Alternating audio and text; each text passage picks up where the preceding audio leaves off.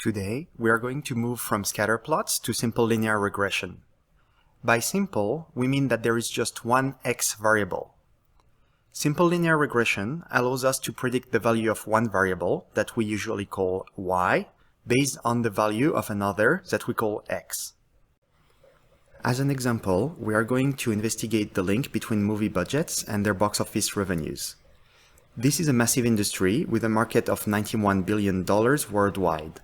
Here our data contains movie budgets and their box office revenues for 1,783 movies that were filmed between 1970 and 2013. We are going to ask a very simple question: does a movie's budget help predict its revenue? To do that, we're going to look at the film's budget, inflation adjusted of course, as well as the inflation-adjusted gross revenues for both international and domestic box offices. Let's look at the scatter plot representing the sample data of movie budgets and box office revenues. Each dot is a different movie, with the budget on the x-axis and the revenue on the y-axis. The first thing that we can tell is that the relationship seems fairly linear. There are roughly as many points below and above the line of best fit everywhere. The relation appears to be positive because the line is going upward as x increases. Using the trend line, we can go a bit deeper and start making estimates of what the expected box office revenues would be given a film's budget. For example, if we have a film with a $200 million budget, we can start at 200 on the x-axis, go up until we hit that trend line, and then go over the y-axis to see what the corresponding y value would be. In that case, it would be a bit above $500 million. Be careful, that's the average. A movie with that budget could very much make only 50 million. Another important thing is that it doesn't tell us that the relation is causal. It doesn't tell us that if we increase the budget for a movie, we should expect the revenue to increase automatically. Maybe it just happens that when a movie has a good plot, they get more financing because studios expect it to generate more revenue as a result. If you increase the budget for a bad movie, there is no reason to think that it will suddenly become a good movie and generate more revenue. To come back to the trend line, we can see how this line is helpful to make guesses about the expected revenue of a movie once we know the budget it was given. We are going now to discuss how to quantify that line. If you remember from algebra, a straight line on a plot has a very straightforward equation, and that is y equals intercept plus slope times x. It turns out that that is exactly the equation for the simple linear regression. The fitted linear regression equation quantifies the linear relationship between two variables. When we say that we fit the regression, we are simply finding the best values for the intercept and the slope. These are the values that best represent this linear relationship. Later in this course, we'll also learn how to fit regression models when the relationship is not linear. Looking at the equation, first we have y hat, the predicted value. This is what we think the average y would be given some value for x. Be careful, this y hat is the value on the line, and the hat indicates that it's different from y, which is the actual value, also called dependent variable. Y hat is just an expected value, it's an average. On the other side of the equation, the intercept is the predicted average y value when x is 0. Then the slope is the expected change in y when x is 1 unit higher. And finally, x is simply the predictor variable, which has many other names, such as explanatory variable, regressor, or input variable, among many others. In this course, I want you to get familiar with various terminologies, so I'll try to use the various names for y and for x that we find in different fields. For our data, the equation for the line of best fit is 3 times the budget plus roughly $27 million. The 27 million is the intercept, and 3 is the slope of the line. What can we do now that we have this equation and this trend line? Well, we can do two main things. One is we can calculate the predicted values, also called fitted values. Given any value for our explanatory variable x, we can predict the average outcome variable y hat. We do that by simply plugging in the necessary values into the line equation. In our case, we would multiply the budget by 3 and then add $27 million.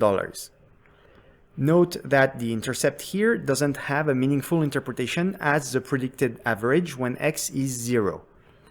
Indeed, if we plug 0 as a value for x, it predicts that the movie would make on average $27 million. First, it is not possible to my knowledge to make a movie with a budget of 0. And it is even less realistic to think that it would make $27 million. So remember, the predictions are only meaningful for realistic values of x. We can also look at how we would change our prediction of the outcome variable when x is changed. This is called the incremental value or the incremental change in y hat associated with a change in x.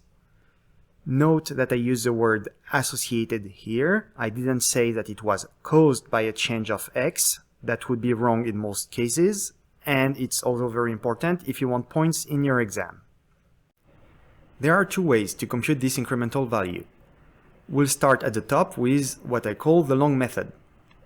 If we want to know how y hat changes when x goes from x1 to x2, we can first compute y hat 1, which is y hat when x is equal to x1. Then we can compute y hat 2, which is y hat when x is equal to x2. And finally, the incremental change is the difference between these two fitted values. Note that if we go from x1 to x2, we put y2 first. Then we subtract y1 from it. For instance, if we go from a predicted value of 10 to 1 of 15, we want to find plus 5. We don't want to find minus 5. Alternatively, we can do some algebra. We can see that both y2 and y1 have an intercept terms in them and that they can cancel each other out. That leaves us with slope times x2 minus slope times x1. We can then factor the slope out and get slope times x2 minus x1. This is a convenient shortcut, so the incremental value is the slope times the change in x. Here is a series of practice questions about calculating fitted values and incremental values.